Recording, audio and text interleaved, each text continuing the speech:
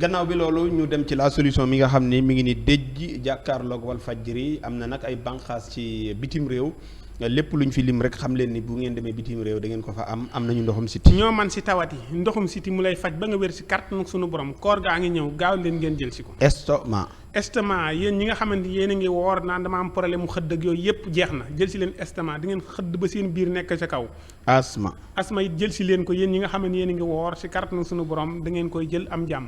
ballonnement daw si leen ngeen jël ko koor gaa ngi ñëw ngeen traité seen ballonné. tànk yi xaar wala boog ay góom si kàttanu sunu borom da ngay tàggoog moom. mag wala xale buy kilo yëkk dem saw ñëw tëdd. raay mu seet guyu bul bàyyi fenn.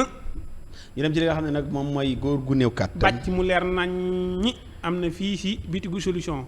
at yoo mën a am man ngay am doom ju fer doom jiy nàmp doom jiy jàng dox ak at yoo mën a am. ma ni. at yoo mën a am rek. ah ndimbali ñu yàggal dégg naa ko.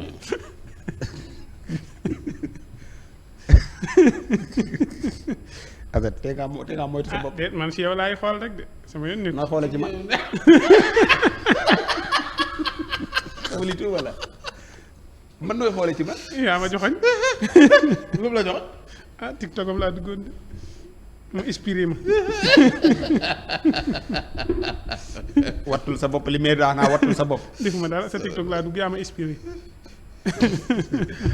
ñu dem ci li nga xam ni moom mooy karaw gi dagg di ruus. loolu moom dakk na ak bitigu solution. kii fas gi lay tàqaleeg wan ni xoox. ak bënnu yaram si sunu borom bu fekkee ne am nga doom boo bañee neef wut ko nga takk ko ginnaaw ba nga gisee mbaax ba pare si kàttanu sunu borom da nga nàmpal ba feral te doo ëmbaat. 78 la 426 66 77 wala 75 630 50 50 ngeen jokkoo ak boutique la solution ñoo ngi fi 8h ba 16h30 incha allah bu àndee ak dogalu borom bi.